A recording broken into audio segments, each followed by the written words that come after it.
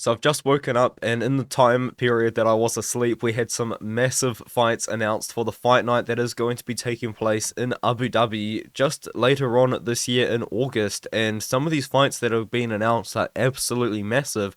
And this is for a fight night, this is for a free to watch card. Whereas there's going to be a pay-per-view coming up, UFC 308 in Dubai, in the Middle East as well. So they're going to have a pay-per-view and this fight night as well. So if this is what a fight night is going to look like, what is the pay-per-view going to look like? I did kind of want to quickly talk about the whole card. I know I have already done an individual video on Corey Sandhagen versus Umar, so we'll do that last. Let's just instantly get into what is probably the biggest fight that was announced. I know Cheeto versus Figgy was announced a few days ago, and that's probably the highest ranked fight on the card. I want to talk about this one. Nick Diaz in the big 2024. I will be honest with you guys, I just don't really know how I feel about him coming back at 170 pounds, and then also him coming back against a guy in Vicente Luque who, to be fair, unfortunately, due to his brain injury that he did have, I believe, last year or somewhat recently, hasn't really looked like the same guy, and he definitely didn't look amazing against Joaquin Buckley in that fight. But he's still taking on Vicente Luque, who's 33 years old, one of the most powerful guys at 170 pounds, one of the more dangerous grapplers at 170 pounds, and this is a Nick Diaz who a couple of years ago tried to fight Robbie Lawler at 170, and then on fight week they changed it to 185 pounds, and he's not getting any younger. He's 41 years old. He's trying to come down to 170 pounds, and I feel like maybe little bit of odd sort of matchmaking in the fact that Nick Diaz could have potentially fought Tony Ferguson at 170 pounds, as big Tony Ferguson is going to be coming up to 170 for his fight on the card, which I'll get to in a second. But as for the matchup, I don't love it. I like it because I feel like it's going to be fun, but I do just need to remind myself of how Nick Diaz did look in that return against Robbie Lawler. And although it was a pretty fun fight and it was entertaining, I just think like a young guy in Vicente Luque with big time power, with big time grappling, is going to go out there and probably will find a finish, kind of similarly to how Robbie Lawler did. And it's also been reported as well that Nick Diaz was looking for other fights. He really wanted to fight George St. Pierre, apparently. But then he also wanted to fight Colby Covington, but that didn't happen. He wanted to fight Kevin Holland, but that didn't happen. And I think there was another fighter whose name he mentioned, but I might have forgotten that one. But the point is, Nick Diaz was actually looking for different opponents. I think he actually wanted to fight at UFC 300 against Colby Covington, but that didn't end up happening.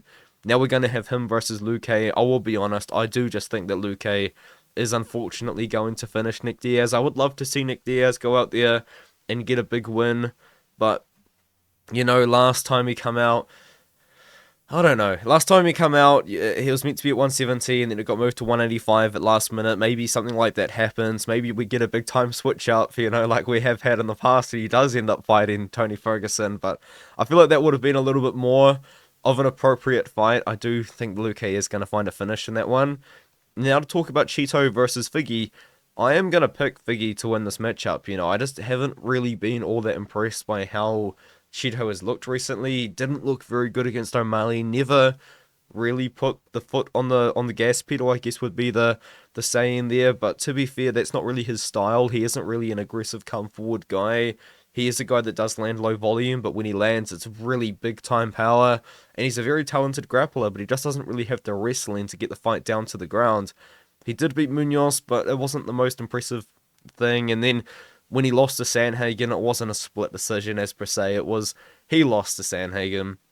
And Figgy, in my opinion, didn't look amazing in the first round against Garbrandt, but Garbrandt is a very talented boxer for 135 when he doesn't get overly aggressive and leave himself open to get knocked out. But then Garbrandt made a little bit of a mistake in the grappling.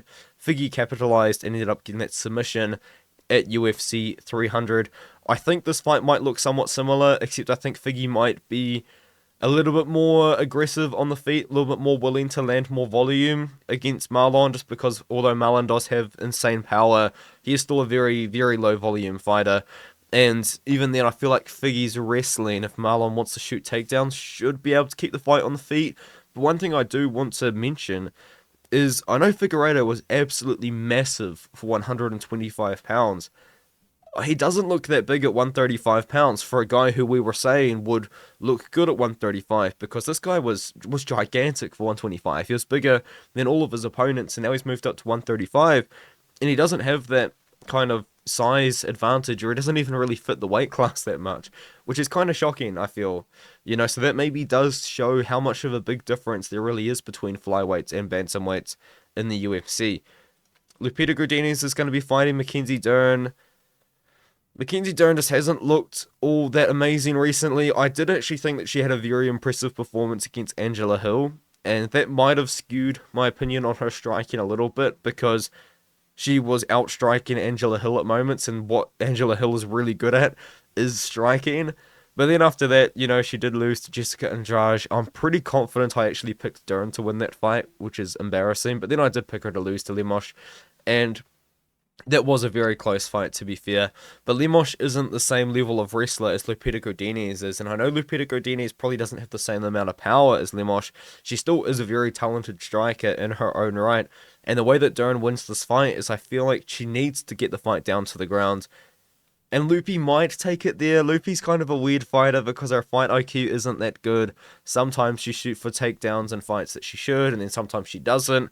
I feel like her fight against Angela Hill in her own right, I think it was before the last 5, when she didn't take down Angela Hill and just got outstruck for 3 rounds. But I don't know, I feel like even in top control, Dern is so dangerous, but I feel like if Godinez is a good grappler as well, it's going to be one of those tough fights, because I think Dern probably would be a good pick in this one here, even though Lupi is very, very talented as a prospect we've been talking about for a long time.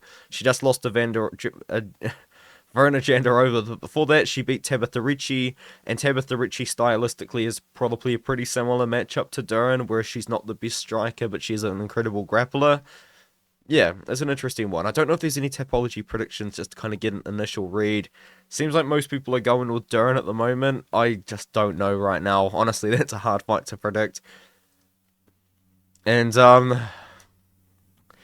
Tony, I'm going to pick against Tony. You have to, unfortunately. I did pick Tony Ferguson to beat Paddy Pimblett, by the way. I'm going to put that out there. And I don't think that pick was actually even that bad, considering I think he was like a plus 300 underdog or something like that. And then in the 3rd round, he really had an opportunity to put it on Pimblett, as Pimblett really gassed out, but he just doesn't have it anymore, man. It's just so hard to see, because Tony Ferguson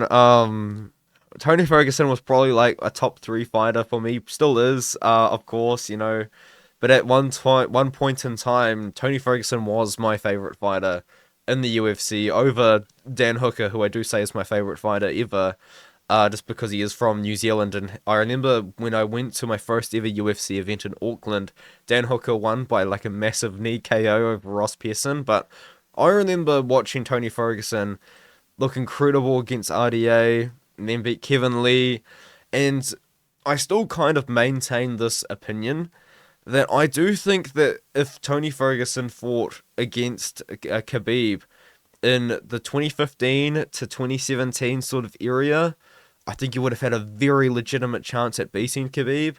But hindsight is 2020. In hindsight, I feel like if he fought Khabib maybe like 2018 to 2020, I don't think he would have beaten Khabib, just because Khabib was making improvements at that time. And then hindsight is 2020. Maybe Tony Ferguson was kind of doing the opposite.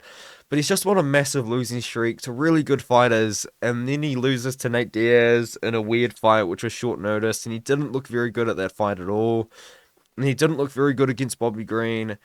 And then he didn't look that good against Paddy Pimblett. He's taking on Michael Chiesa, who I think it would be fair to say that Michael Chiesa's best days are probably behind him, because he's on a losing streak himself, but he's almost 37 years old. He's a very talented grappler. He's not a very good striker, though. But I feel like at this point it's not going to matter. You got Tony Ferguson coming up to 170. Last time that he come up to 170, it wasn't like he put on a lot of muscle. He kind of just like ate a few more pizzas, and now he's going to be taking on Chiesa, who's a very powerful wrestler, very powerful grappler. And Paddy Pimblett was able to take him down. Bobby Green was able to take him down. Yeah, I just think that we're gonna see Michael Chiesa beat Tony Ferguson. At least because Chiesa doesn't do that much damage. Maybe we won't see Tony Ferguson get knocked out, but we might see him submitted. Which I don't think we've ever seen. Actually, no, no, no. Bobby Green submitted him. Oh my goodness. Okay, yeah, Chiesa's definitely gonna submit him. Damn, like, I mean, who's Chiesa been losing to? Holland. That's fine. I think he was injured for a bit. Brady, I mean, he was pounding away on Brady on the feet and on the ground, which kind of exposed Brady for not being a good striker in that fight. But damn, that's a big fight. It really is. That it's just so hard seeing Tony Ferguson in the big 2024, man. Like, it's just the thing is though, I feel like the majority of fans of the UFC at the moment, um, probably weren't watching the UFC in 2016, so they don't know. Like, they don't understand who Tony Ferguson really is, or at this point, who he really was. And that's the saddest part, is everyone's like, aha, wash Tony, haha. Like, you don't actually get it. Like, you don't understand where he was at his career. 7 fight losing streak.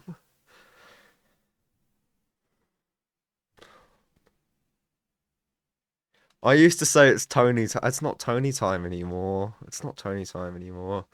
And then the last fight to talk about, before I talk about the main event again, is Alonzo Menifield versus Azamat Murzakanov. Well, I feel like Azamat Murzakanov, all he needs to do to win this fight is throw a jab. Because if you watch the fight against Menifield, Alberg threw, like, he's kind of prodding his jab, and then Menifield just didn't know what to do, so he ran forward, throwing bombs into the cage, and then Alberg just knocked him out. That's literally what happened in the fight. So I feel like if Azamat Murzakanov goes out there and just throws the jab, Minifield's gonna have no idea what to do. But another thing is, this is kind of odd. You know, Minifield was just knocked out. It wasn't like a brutal KO. Like, he did get up, but he was on wobbly legs. Like, he was knocked out. It was a good stoppage, of course, but he was knocked out 2 weeks ago. And now he's got his fight booked. I mean, I think this fight is booked for about 2 or 3 months away. So I guess he's going to give himself a little bit of time to recover. But I feel like if you're booking a fight, I feel like you might be starting training for a camp for that fight, you know? So he hasn't taken time away from the sport, in my opinion, to recover from the concussion I'm sure he would have gotten from Carlos Ulberg loss. And now he's fighting Mirzakhanov, who hasn't fought for a while, hasn't fought for a year, beat Jacoby in a fight which he actually looked pretty good in. I think I picked Jacoby in that one because I thought it would be a good stylistic matchup for him. I was wrong. Um, yeah, then before that, he hasn't really beaten the best guys in the world. You know, he's only fought 3 times. 3 times? I thought he'd fought way more than that. Okay, that's a interesting reminder. But Mirzakhanov is a very good striker, and he can wrestle as well. I feel like Minifield's going to want to get the fight down to the ground. Minifield is going to be the bigger guy in the octagon. He's definitely going to be the more powerful wrestler. And we don't really see that much wrestling out of Azamat Mirzakhanov, so it'll be interesting to see how he deals with an opponent that is going to actively be looking to try and take him down. But striking-wise, Mirzakhanov will be the more technical striker. He will be the better striker. Unfortunately, there's not much you can really learn from the Olberg fight, aside from the fact that if you just throw a jab, Minifield won't know what to do about it. But also, Minifield is training with Pat Barry at the moment, which may not be the best thing for him. Yeah, it's an interesting fight. It's actually a good fight. I like it a lot. I think it's between 13 and 14 in the rankings right now, and if Mirzakhanov does win, then we're probably going to see Mirzakhanov take a massive step up in competition. Like, he might even fight someone like Volkan Oezdemir, or someone kind of along those lines, if I'm trying to think about the shape of the rankings right now. But, or maybe even like Jamal Hill, or maybe the loser of Hill versus Olberg, especially if it's Olberg, maybe not if it's Hill. But yeah, I feel like if Mirzakhanov can beat Minifield, it's going to set himself up for some very, very high level fights in the future. And now just to talk about the main event again. I mean, I've talked about the fights for 14 minutes now, so we'll just quickly brush over it. Umar is actually really big for 135 pounds. He's absolutely massive, and he's a very talented striker. I did actually used to say that I thought that his striking was better than his grappling, and although I don't think that is the worst thing you could say, I do disagree with that. I do disagree with that take now, if that makes sense. I think Umar is a better wrestler than striker, but when he was coming up, he was looking like an incredible striker. He was really looking really good. You do need to note as well that he did look very good against Bekzat Almakhan, but Almakhan took that fight on short notice and dropped him at some points. We know he can get hit. I knocked out Barcelos, which was, I think, the first time he's ever actually slipped someone. But I will be honest, I know Corey Sandhagen's coming off an injury. I do think that Sandhagen is going to be too fast. He's got really incredible movement. His fight against Piotr Jan always impresses me how high level that striking fight is, and it probably is one of the better fights of that year, and it probably is one of the better fights of the last 3 years to watch and just enjoy high level striking in the UFC. And then after that, he won a few fights, of course. But I actually genuinely think that Corey Sandhagen can get it done in this matchup. And I really like the fact that Sandhagen has now started to implement a very significant amount of wrestling into his own fights. Now, albeit offensive wrestling, I do think just training wrestling all of the time and preparing to use it in your fights is going to help him a lot with the wrestling defense, the takedown defense. But the thing with Umar, though, if he does get on top of Sandhagen, he is going to be the stronger guy. He's massive for the weight class. All of these guys are. They've mastered the art of the weight cut. Absolutely mastered it. And then, yeah, I think Sandhagen might be able to get out-muscled here on the ground, but it does, once again, just kind of come down to the fact that Umar's wins, this is what I said about Islam Makhachev when I picked him to lose against Charles Oliveira, and I know it didn't work out at all, but Islam Makhachev's last fight before fighting Charles Oliveira was against Bobby Green. He's getting a title shot of beating short notice Dan Hooker and short notice Bobby Green, and then he beat Charles Oliveira, so maybe the level of competitions that these guys fight doesn't even matter, but I am looking at short notice Bekzat Almakhan, who wasn't signed to the UFC. Rayano Barcelos is a very good guy, but he's not top 15. Nate Maness is a flyweight now. I kind of looked through the guys he's fought, and you compare them to the guys that we have been seeing Corey Sandhagen fight. It is night and day, but doesn't matter. I think we're about to find out on the night, to be honest with you, but I do like Sandhagen in the fight because I do like his striking a lot. I like his moving a lot. I like the fact that he's wrestling a lot as well. I think that's going to be a pretty good aid, I guess, for a fight like this where he is going to have to wrestle in some way, shape, or form, whether or not that is offensive, which I kind of doubt, but it'll be interesting to see how Umar does look off his back, or on defense, of course. But yeah, I am going to go with Sandhagen here. I think the fight does go 5 rounds if Sandhagen wins. I feel like if Umar wins, there is a very good chance that it is most likely by decision, of course, but I think he could get a finish as well. Not that Sandhagen's an easy guy to finish by any means, it's just the fact that I feel like maybe if Umar does win, it's probably because he's landed a big shot, or he's put himself in a big position where he's able to outmuscle Sandhagen and find a submission. So that's kind of my opinion on the whole card so far. UFC 305 is coming up pretty soon. UFC 304 is looking pretty stacked. I think I've made a video on this card. I actually might not have, to be honest, but yeah, no, they're we're getting some good cards coming up. We've also got the fight in Saudi Arabia. There's actually a couple of really nice fight nights that I'm looking forward to. I think it's this one here, Alex Perez versus Tatsuya Tai. Yes, it is. This fight night is very good for an Apex card, in my opinion. They could put this in a small arena, probably not like a 15,000 capacity arena, but this would sell out a small arena, I feel. This is a very nice card that I'm looking forward to. And I even think the Cannonier versus Imavov is a pretty weak card, though. Not really. This is actually a strong card as well. So we're going to actually have a couple of very strong Apex cards over the next few weeks. We're actually getting treated a little bit as fans. We're getting some very nice fights, which I'm very much looking forward to.